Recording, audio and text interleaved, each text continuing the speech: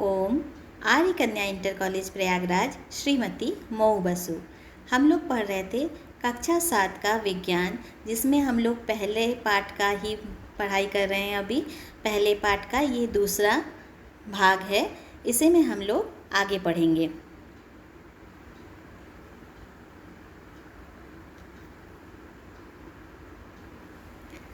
हम लोग पढ़ रहे थे विज्ञान और प्रौद्योगिकी। विज्ञान और प्रौद्योगिकी में आज हम लोग पढ़ेंगे विज्ञान और प्रौद्योगिकी के विकास में विभिन्न क्षेत्रों में क्रांतिकारी परिवर्तन।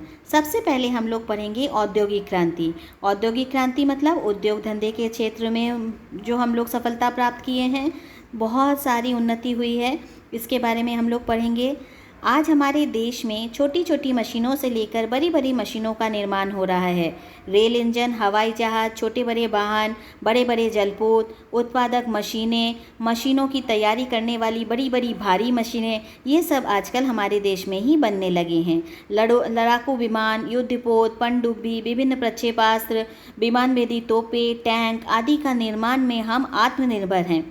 रेडियो, टेप रिकॉर्डर, टेलीविज़न आदि मनोरंजन के साधन के निर्माण में स्वदेशी प्रौद्योगिकी का प्रयोग हो रहा है।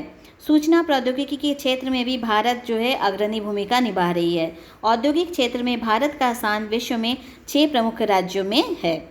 अब है जनसंचार के क्षेत्र में। जनसंचार के क्षेत्र में mobile phone, smartphone, computer, electronic डाक सेवा जिसे ईमेल कहते हैं, इंटरनेट का विकास बहुत तेज़ी से हुआ है। इसमें जनसंचार के क्षेत्र में क्रांति आ गई है। अब बताइए कंप्यूटर क्या है। कंप्यूटर के बारे में तो तुम लोग सब जानते ही हो। व्यापक स्तर पर कंप्यूटरों का उपयोग रेल आरक्षण, आंकड़ों के रख रखाव, गणना, टाइप आदि के अनेक प्रकार के कार्य में किया जाता है। इसके बाद है इंटरनेट। इंटरनेट से क्या होता है बच्चों? ये कंप्यूटर की नवीनतम प्रणाली है। विश्व के हजारों छोटे बड़े कंप्यूटर नेटवर्क टेलीफोन लाइनें से जोड़ दिए जाते हैं। टेलीफोन लाइन की सहायता से जुड़े कंप्यूटर नेटवर्क को ही इंटरनेट कहते हैं। फिर से सुन लो बच्चों, आपको ये याद रखना है, टेलीफोन लाइन की सहायता से जुड़े कंप्यूटर नेटवर्क को ही इंटरनेट कहते हैं। इसकी सहायता से हम कमरे में बैठे विश्व के विभिन्न देशों तथा किसी भी विषय से संबंधित सूचनाएं एवं आंकड़े पल भर में प्राप्त कर सकते हैं और इसका संग्रह भी कर सकते हैं। कई नवीन पुस्तकें भी इससे पढ़ सकते हैं। हम लोग इंटरनेट से बहुत तरह की जानकारी ले सकते हैं।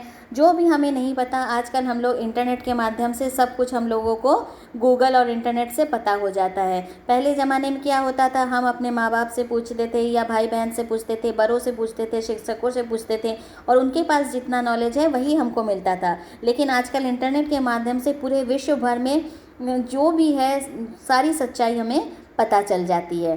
तो बच्चों, आज के लिए बस इतना ही। अब हम बताएंगे आपको, ये नोट्स हमने आपको व्हाट्सएप में सेंड कर दिया है, उसको आप कॉपी में पूरा लिख लीजिएगा। और इसके एक क्वेश्चन है, इंटरनेट क्या है?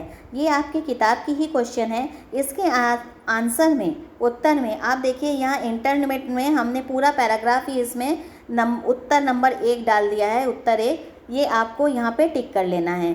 ये आप लिखेंगे पूरा, ये सिर्फ ये जो पेज हमने आपको दिया है यही आप लिखेंगे और एक क्वेश्चन इसमें लिखा हुआ है ये भी लिखेंगे और इसको बस टिक कर लेंगे। बिल्कुल जैसा इस पेज में लिखा है इतना ही आपको उतारना है, इसके अलावा आपको कुछ नहीं करना है।